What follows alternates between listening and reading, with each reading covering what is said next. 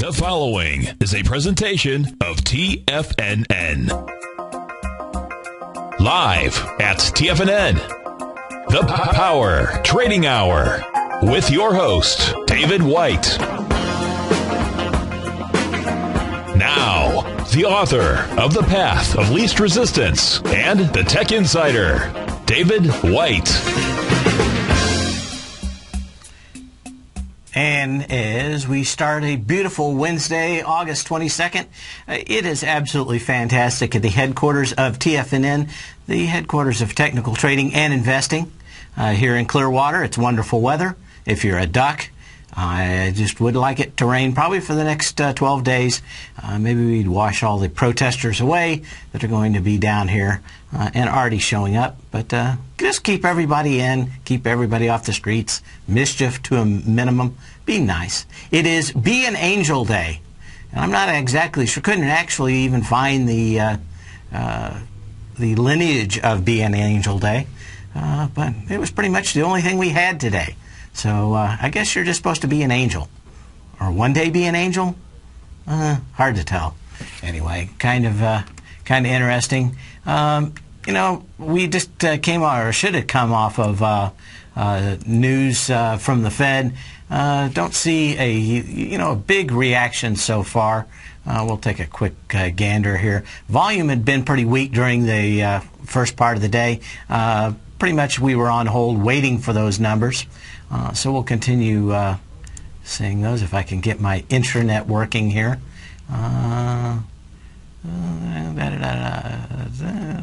See if we have anything. Get one more back here. Okay, try it one more time.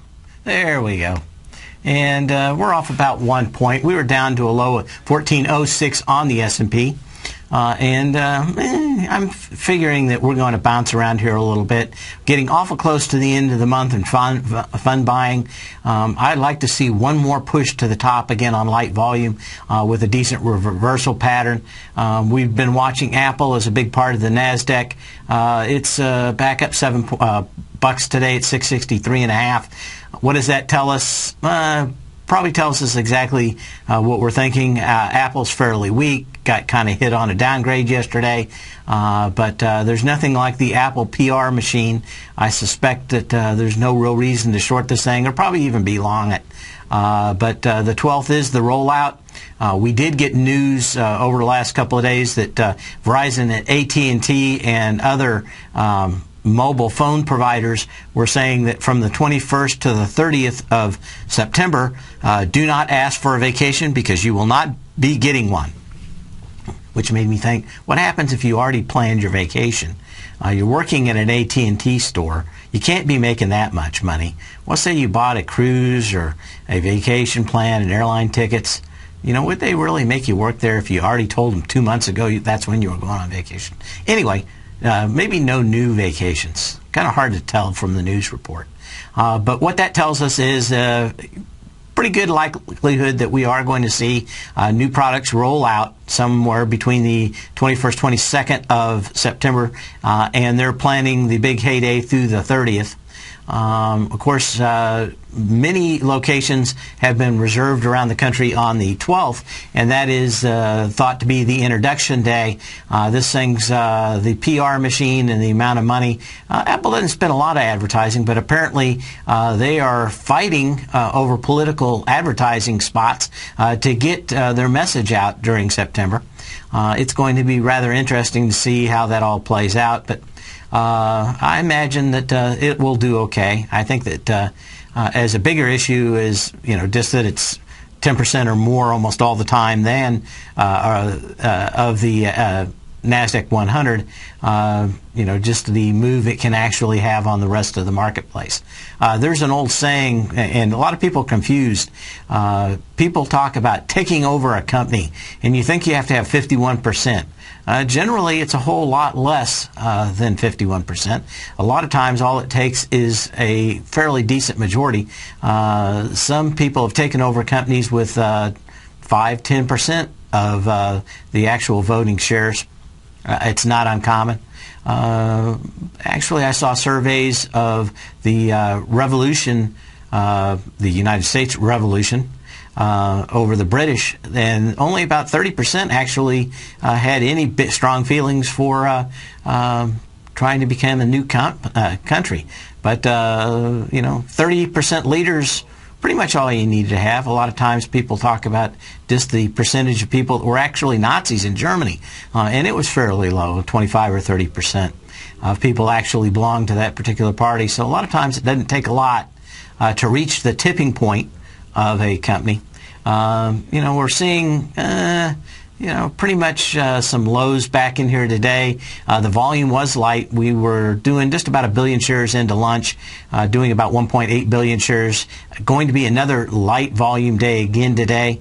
Haven't had a chance to actually go. I'm probably going to need the next break to find out exactly what they did say. But I'll have to see. Didn't watch Grapes of Wrath. Okay, nothing back in there. But we do have that. NASDAQ is still hanging over 3,000, 3,071.47, and we can see else out there. Wanted to take a quick look around just because I've been kind of busy the last few minutes to look at gold, which is up another $5 today. Silver up about 18 cents. We've got crude at $97 even, and what else do we have going on here? Dollar index at $81.70 off 22 cents. Not a huge move out here today, but we are going to be wondering how all this Fed speak actually affects the marketplace. But kind of hard to say. Let's see if there's anything else going on before we get into the rest of the market today. And just check the news to see anything else. We had numbers out for housing this morning. Not unsurprisingly, interest rates have headed up, and so we're seeing some weaknesses on refis. Housing, a lot of Toll Brothers came out with some big and sharply higher housing numbers. Of course, they're at a very high end of the marketplace. When you get back into the other ones, Ryland, some of the other ones, news not quite as good. But we're seeing, I think, probably with the tick up, probably a moratorium at least until we get another tick down in interest rates for probably refis. Of course, all those refis mean a lot more disposable money in the system. But I think we've kind of reached that peak, at least for the summertime. Maybe we'll have to see that actually comes down again. Went through the closing arguments with Samsung and Apple. Not a whole lot to get in there. Again, the fight, as far as I can tell from the closing arguments, comes down to one thing. Can you patent a rectangle with glass almost to the edges and round corners? And if you can, then someone owns a rectangle as a patent. I'm not big and high on it. In fact, the judge has tried to force both CEOs to talk to each other. I don't know how far that went, but court order said that they had to. I don't know if they spit at each other across the phone, but certainly didn't have very far to go with that, and they're letting it go to the jury. The Apple's lawyers are pretty good. Made a good and compelling case. If you know anything about it, though, got pretty much chewed up by the Samsung attorney and into that basic thing, which is look and feel patents are notoriously hard to enforce. How would you go with the look and feel of a tire? Well, it's got to be round, and it's got to be wide, and it's got to probably be off the rim somewhat. I mean, really, could you say something that was black and wide and tall and had a hole in it was a patent? Then do your tire patents apply to donuts? I mean, can you really go after a shape? I hope the answer is no. Most of the time, these things have been tossed out. I suspect that any kind of decision will, which is going to be a jury decision. Normally, these end up being judges' decisions, and they come to a fairly quick reasoning on it. Jury decision is going to come out. Of course, this is this court case is out in San Francisco. Who knows what they have for jurors? But my guess is it's going to be appealed, and both sides have some very good arguments for getting a retrial. So this thing could drag on forever. Whoever wins on this deal will at least have some bragging rights, probably get some additional rights. Apple wants the Samsung tablet and some of their phones not to be even sold, an embargo on all of them in the United States. I would be very wary if Apple got that to not make a quick deal with them. If Apple uses this over their heads, look for the rest of the world to counteract Apple's rather broad interpretation of their patents. Anyway, I'm just going to see if a quick move out here. Yeah, just not a whole lot else happening. We're probably going to go to charts just a little early here today. In the meantime, while I start bringing up the charts here, you can give me a call at 877-927-6648, and we'll be glad to talk about whatever stock you want to. Again, that's 877-927-6648.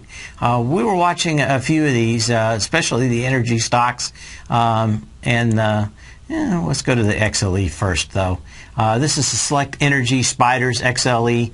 And this is why I suspect we're going to have at least one more test of the top. That is, the volume wasn't low enough in the XLE to go back and push it. 30% of the stocks in the S&P are correlated with the movements of energy stocks. As long as you don't have a decent volume down day in energy, you're probably going to see the S&P hold up fairly well. We were looking at this high.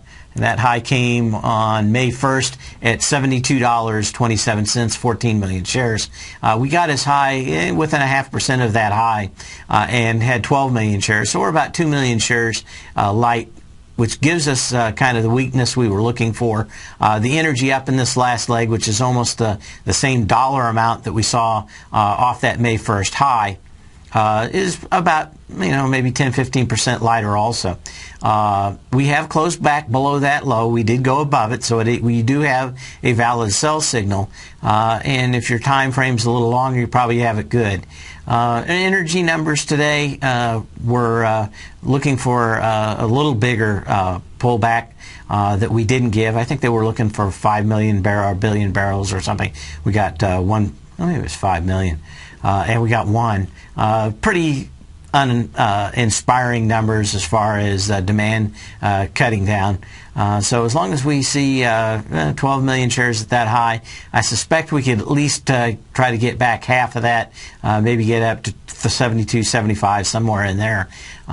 Yes is a weak signal, but I would have liked to seen a little weaker. As we go through the energy sector also, we're going to see, let me see, I get rid of a couple of things here. The United States Oil Fund, we're going to take a look at that as we come back. Let's see what else we have here. And we'll take a look at this. Anyway, give me a call, 877-927-6648. We'll discuss your stock. We'll be back in a minute.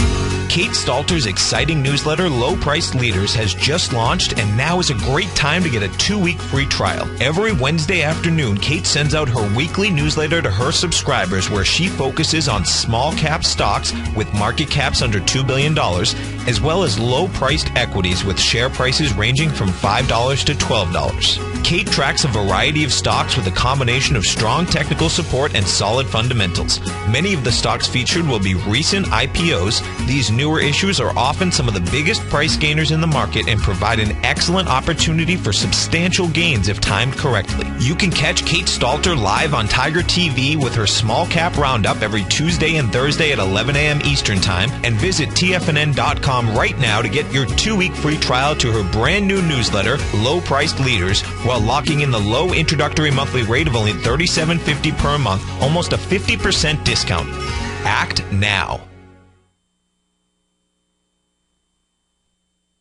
with the launch of Tiger TV. TFNN has brought our programming to the next level. With Tiger TV, you can gain access to each host's charts and computer screens as they host their daily stock program. Whether it's Tom O'Brien, Steve Rhodes, Basil Chapman, Ken Shreve, Kate Stalter, David White, Larry Pesavento, Victor Jones, or Daryl Martin, you can catch all of our technicians hosting their programs live and archived on Tiger TV for your viewing pleasure 24 hours a day, 7 days a week. If you haven't checked out Tiger TV, then visit TFNN.com and see what you're missing.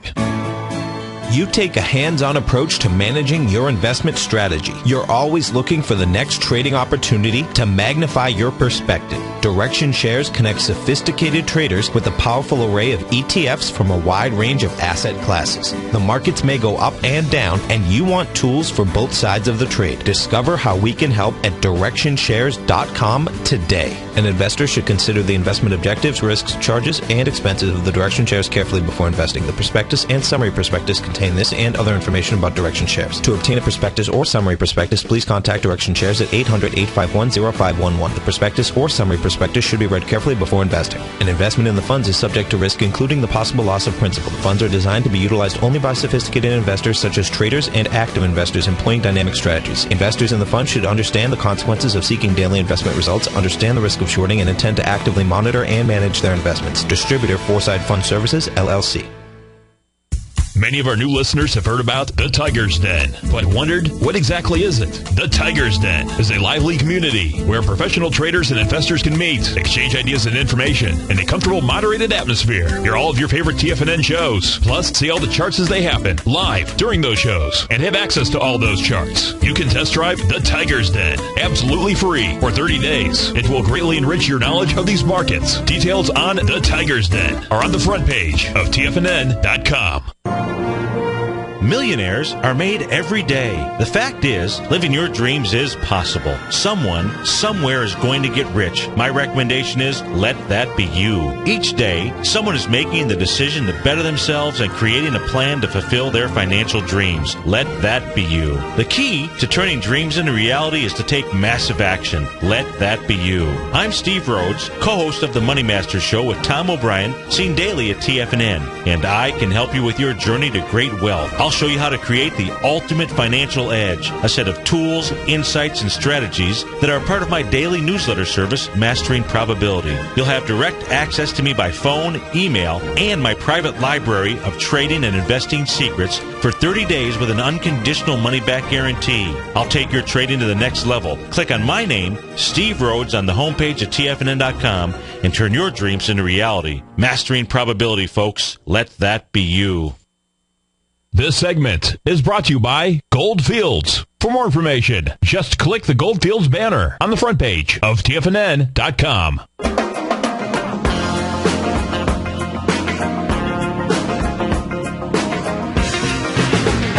Anyway, we're looking at USO when we came back. Again, you can give me a call, 877-927-6648, as we have kind of a standard move out here in the market, which is kind of moved down for a little and kind of moved back up for a little bit. But kind of a weak move out here so far. Maybe down 3 points. Kind of close pretty much where I thought yesterday. We were going to have about a plus or minus 5 point day. That we're going to probably have a plus or minus 3 point day. Continues to see us in this light move in the markets, but we'll see. Let me see. Wanted to go back and look at a couple other things. Not a whole lot here right now, so we'll take a look. 1408 on the S&P, off 4 points. Let me update this here just to make sure I didn't miss any. 1.8 billion, 1.86 billion shares. So volume picked up a little bit after the news, but still don't have a great deal to think about in here. So we'll go through some charts that are kind of interesting. A lot of people calling me or asking about gold and silver lately. Not a lot of movement in there, at least percentage-wise in there. But as we're looking at the United States Oil Fund, we've been debating on whether or not this is going to get back up into the $38 range. And that is the last big kind kind of volume move down in the USO. That day it came down on about 20 million shares. So you're probably going to have 37, 38 as a resistance level. That's not too far. We're at about 36 now. I can imagine going into the weekend a little bit more Iranian saber rattling and get us back up in the $38 range. Again, I've reported on the pipeline that now goes across the Oman Strait. And I'm kind of surprised to see at least crude continue to be shaken, just like there was no pipeline there before. They could blockade the water. The question, the Straits of Hormuz. The question is, would they go and attack a sovereign country, another Arab country, and how would that be? Would that be betrayed or portrayed between the countries of the Mideast out there? But we'll continue to look at that. 37 would be one more buck higher and kind of start right at that gap at about 37 and a quarter, starting maybe 37.50, and we'll look and see how that comes in there. But most of these look like they're just about ready to go. Oil is another one of these ETFs that had caught my mind. Another kind of a duplicate of the other ones we were looking at, like the USO. This one has the same gap down on fairly decent volume. That is, 1.2, is that right? 1.2 million shares. So we're getting back up to that just a tad higher, that we're so close. Normally these things like to tag those highs, gap down at just over 21, actually a duplicate gap. And a reversal gap would be support somewhere around $21.50 on the crude oil total return index. Now that's an exchange traded note, of course, maybe not something you would want to trade, but certainly something you would want to look at. But pretty much telling the same story on multiple versions of these same charts. Let me see what else we have. We did see kind of a nice little top in a lot of the markets out here yesterday on a lighter volume and good sell-off signals. Normally you want to see some kind of sign of weakness over the next 3 days. That we're having light volume today, not a good sign. A lot of times if you don't get that sign of weakness, you have one more attempt to hit those highs. In the case of the ProShares ETF UPRO, UPRO, it had the $87.61 high on April 2nd, 3 million shares, and that we got to it with about 1.8 is fairly weak out here, but pretty much standard of the market. Natural gas is getting fairly interesting out here. Not a lot of pressure up on it today either. One of the interesting things is there's a arbitrage, which is almost always long crude, short natural gas, and I suspect as natural gas went up, they put that long-short combination on one more time, probably putting a little pressure on UNG and some of the other natural gas stocks. But it is rather, kind of bottoming pattern that we're not seeing a lot of volume, not quite surprising. We could see a pullback one more time. Anyway, we're going to be back in just a couple of minutes, and we'll take your phone calls. 877-927-6648.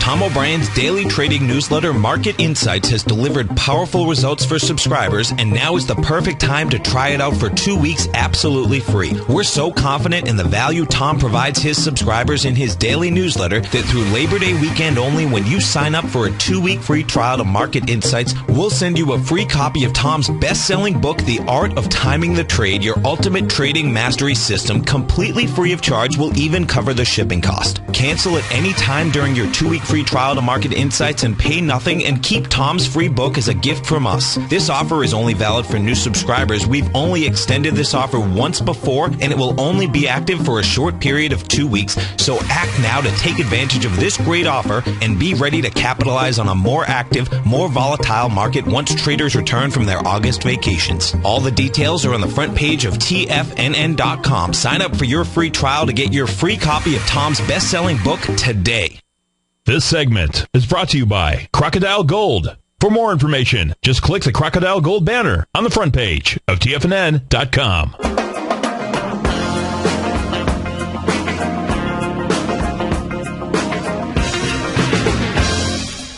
We're going to look at a few other stocks. Again, you can give me a call at 877-927-6648 as we watch this market kind of move up and down a little bit. Not a lot of energy in it yet, even after the Fed announcements, although I still don't see, I guess I do see some news articles here. Federal Reserve is likely to deliver another round of monetary stimulus fairly soon, unless the economy improves considerably, minutes from the central bank's August meetings show. I suspect that this is actually going to be greatly overshadowed by the comments coming out of the ECB meetings over the next couple of days. So even then, I expect it a lot to be rosier. Probably the day of infamy will be, I think it's the 10th or 11th, 12th, something like that, of September, when the vote in Germany actually occurs, and we find out what Germany's truly willing to do to bail out its partners. My guess is not a lot. And every time people in Germany say, we're not going to do anything, old Draghi comes out and says, oh, yeah, they will. So I don't know if just by force of will he's going to get them to acquiesce. But my guess is those guys have spent enough time bringing up East Germany to the level of West Germany, and probably not going to go too much farther. We were looking at gold. One of the things we're looking at today is some of the gold stocks. Royal Gold, RGLD, trying to kind of turtle up here a little bit. Not enough volume, at least for me. What we saw yesterday was 1.2 billion shares, let's call it, up against the last high, $80.97, and that was on June 13th. $80.97, 1.9 million shares. So you'd like to see somewhere in that range. 1.2 just doesn't cut it, and we're probably going to be 600,000 or 700,000 shares by the end of the day, unless something drastically changes in Royal Gold. So we're starting to see some of these kind of get a little weaker. Oil, did we do that one? Let's see. That's an ultra, got the ultra short silver up here. But we'll look at that since I've got it up here. This is another one that looks a little bit toppy. You've got a, let me see if I can get it a little longer scale here for ZSL. And see, I got, every once in a while the last few days we've been having internet issues out here. So we'll see what happens. If we get back up here. We've got a nice little gap up that's acting as support. That gap up actually came up on some decent volume, about almost 700,000 shares. Been pretty light, 500,000 shares on the ZSL yesterday. Probably going to be a little bit over that, but we are at the base of that gap up. And what do we have for volume in that? 463, 668. Not a great disparity back there, but probably going to be at least some short-term resistance on the upside from here for gold and silver. OMC, Omnicom Group, another one that looks like maybe it's starting to top out here a little bit also. OMC, of course, is the symbol. We had the last major high out here on May 2nd, or 3rd, excuse me, $52.19, 2.3 million shares. We got above it and then closed below it yesterday in a nice reversal pattern, and actually have continued to move down a little bit more. Now, OMC, I always think of outdrives on boats, because I probably did a lot of boating and everything. But it provides advertising, marketing, and corporate communication services in the Americas, Europe, Middle East, Africa, and Australia. It offers services in advertising, customer relationship management, public relations, and specialty communication sectors. So who knows what they actually do. It's one of these companies with a title that's too hard to actually tell. Mylan, another one that looks like it's getting awful close to testing tops that it's had here. Let me take a look at this one. In that, pretty good indication that it's had a top. Mylan, symbol MYL on it, is testing the February 21st high, $23.88. Had 11 million shares. Got into that with 3.7 million shares, and it's kind of pulled back in that same trading range up here. Nice little gap down there from about $23.30 down to about $21.80. Looks like it could be filled. Maybe even one to look at buying if it comes back. He had a nice strong sign of support. I think that was on earnings. And that was, what was that day? That was the 26th of July there. Is that right? Yeah. And about almost 11 million shares that were on about a fourth of that hitting these high. Not unbelievable, but it could pull back. Now, they are in the development, manufacturing, marketing, license, and distribution of genetic and branded generic pharmaceuticals. So take a look at those. LXP is a Lexington Realty Trust Company. We saw them. They're actually we'll look at IYR right after this. But most of those were looking fairly toppy. Lexington Realty Trust is another one up on highs, or at least testing the first or last high on about 25% of the volume. A lot of people are saying it's time to ring the register on some of these ETFs in the real estate marketplace.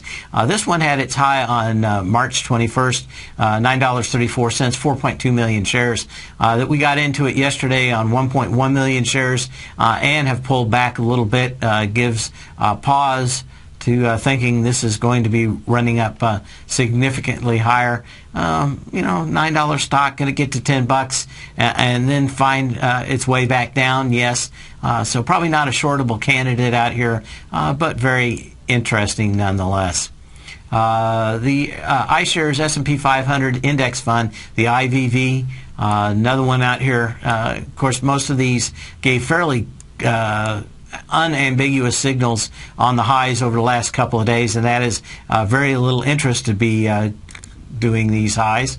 $142.71 on April 2nd, 3.4 million shares as a high into that last major high out here. Of course, we've gone above it, closed below it, 2.5 million shares.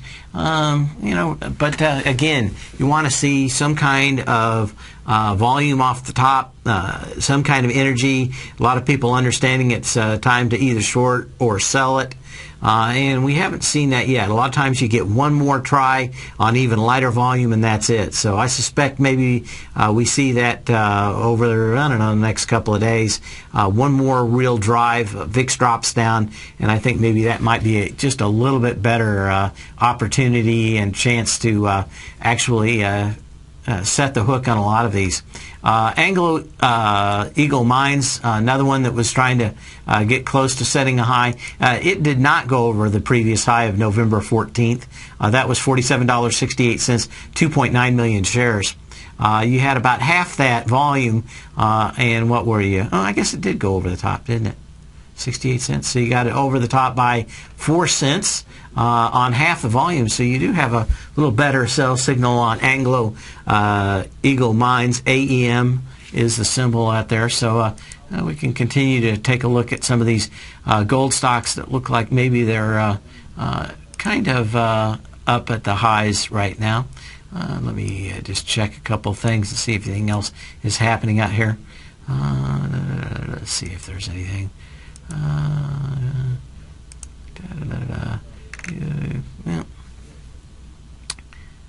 Still seeing a little bit more weakness in the market here. Let me update my portfolio here just so I can see volume numbers and everything. So we're what are we off here? S&P, I show off 55 cents right now. So hopefully that's correct. Volume 1.97, almost 2 billion shares. Again, if we're with about an hour and 15 minutes left, you can project that out to about 2.6 billion shares on the consolidated New York Stock Exchange tape for the day, and keep looking at that. Let's see. Now, we had a couple of stocks out here, and I think this was one that I was waiting on to see whether or not it would break out, and that's Brookdale Senior Living Incorporated. Of course, a great trend with all the baby boomers starting to retire out here, and tough, but it did break out today. We are seeing that kind of volume that would be interesting. We may have a phone call here. I always wonder what the engineers are doing when it says typing.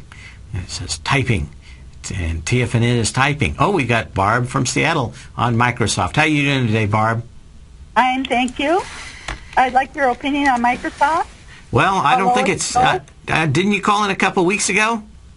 I don't know. Or was it somebody else? I think someone was out. Maybe it was someone else.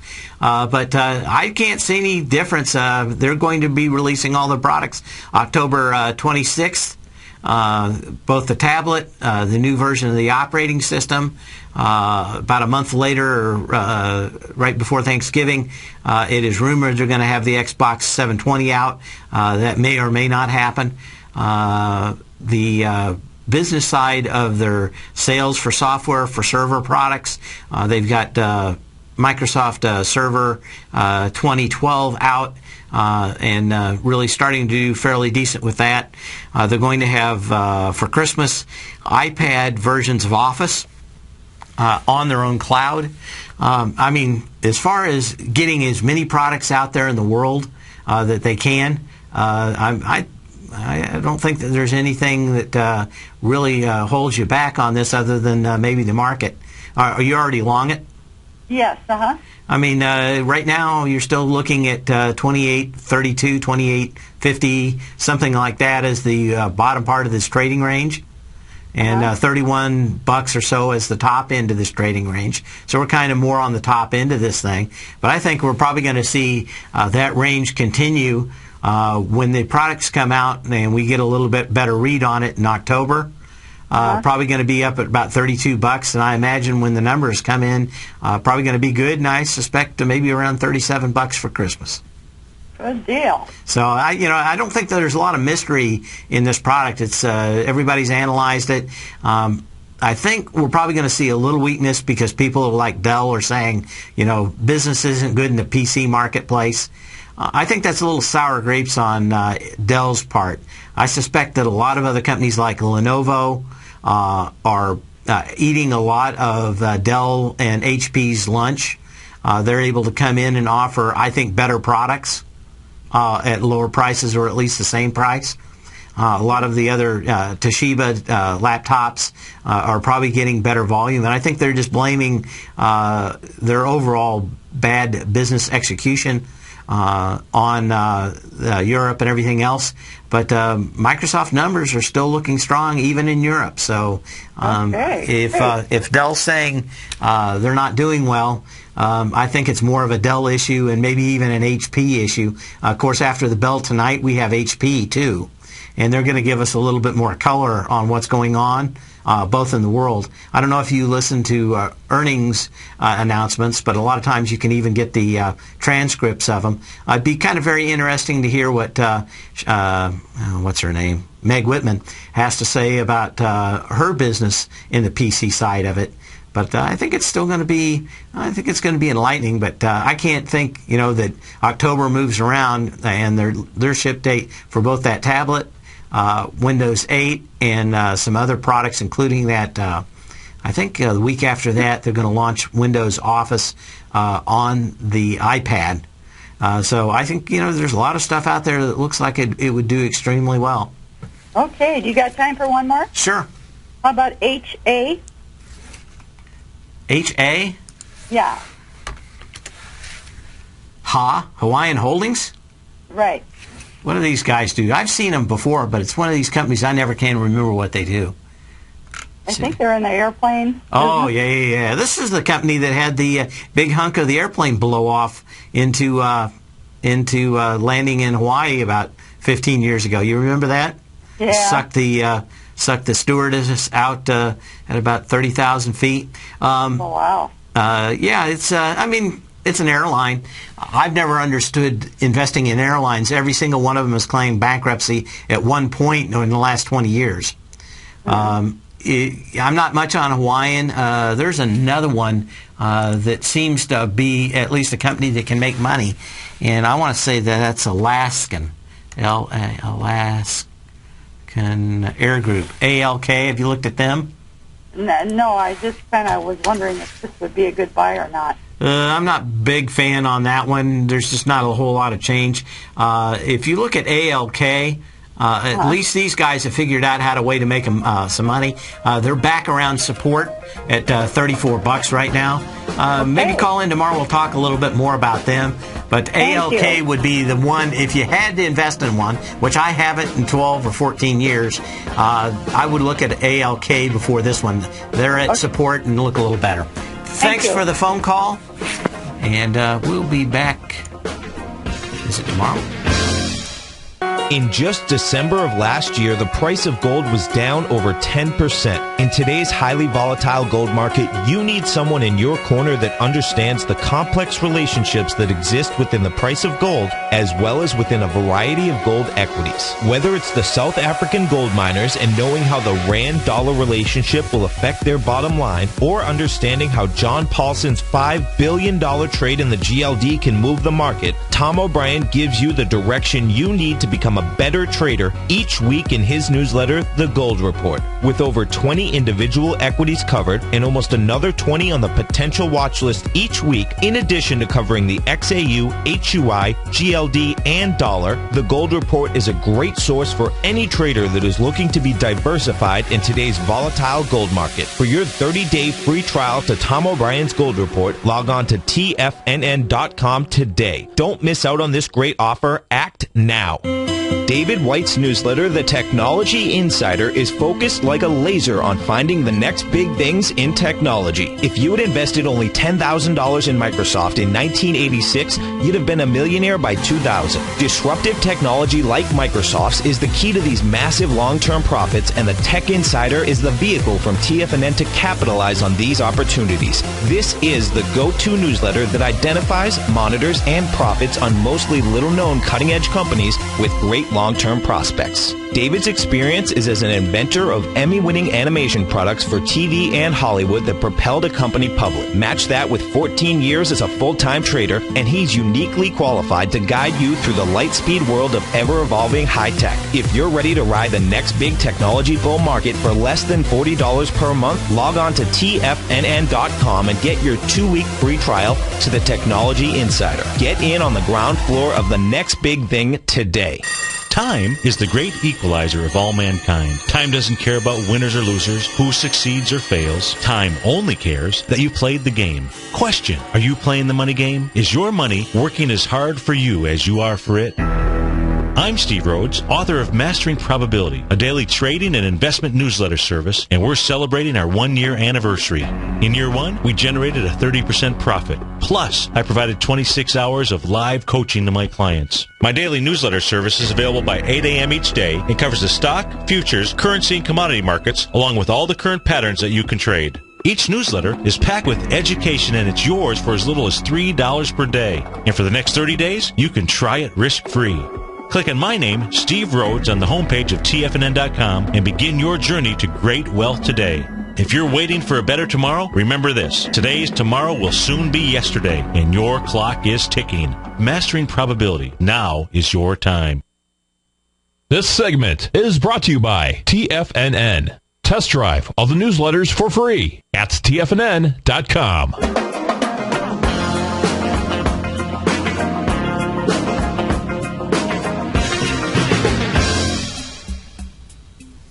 As we finish up the day, I almost thought it was over at the last segment. Maybe because I wanted it to be. I'm a little tired. I'm going to have to go out and have a Red Bull or something.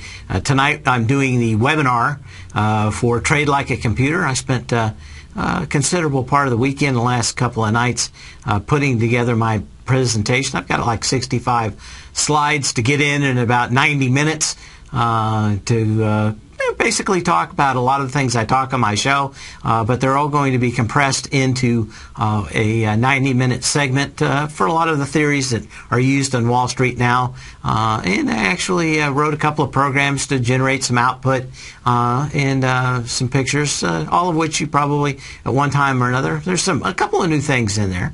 But probably a lot more theory if you're looking for where to start in your growth as a trader.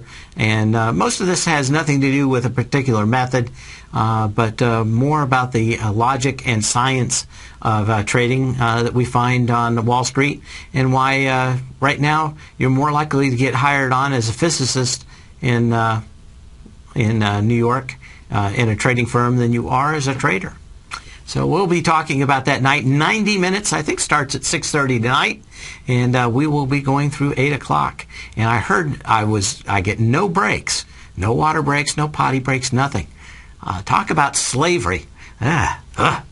Boy, I've got a tough taskmaster in there. He's shaking his head in the engineering room. I suspect that he's going to be doing it tonight. Anyway, what do we got still bouncing around this market? Very light volume. We're going to get to United Natural Foods here in just a second. I just wanted to check back on it. Yeah, I mean, we're off $1.50 on the S&P. No big whoop. And I suspect we're going to continue to see this kind of movement at least over the next couple of days until we get some decent news out of these meetings in Europe. And, then we're going to be looking on to the Fed saving us all. That will be in, is it the 30th? I think it's the 30th, the 31st for the Jackson Hole Convention, in which everybody's going to believe that's the next Coast Guard that's going to come by and save our sinking vessel here. I'm going to read the Fed comments tonight, but just the headlines in there, not a whole lot. Basically what they've said before. Not a lot. Anyway, the last one, as we've got enough time here for, a couple of minutes left here. United Natural Foods, UNFI. When we look at this, another one that has a fairly decent topping pattern out here, which you love to see. You make your first high on basically 450,000 shares, $55.86 on July 3rd. So, even then, kind of a lighter day, but some big volume out there, 450,000 shares. Over the last couple of days, 178,250,000 shares as we went over it to $56.39 and closed it back below. And I had this one in the newsletter this morning. Pretty nice reversal pattern setting up on it. You look back into what is a fairly low volume gap up is probably the place this thing wants to go, which is back down into the $52 range. I suspect this is like the equivalent of a Whole Foods, distribution retail of natural, organic, and specialty foods. In the United States, company distributes probably 600,000 products in 6 product categories. So yes, another Whole Foods like kind of company. Anyway, hang on for another great 3 hours of programming on TFNN. In 3.5 hours, I'll start my webinar, Trade Like a Computer. If you sign up for those Tiger Bucks, you will be able to find that on your page and sign up for it. We will see you this evening if you attend.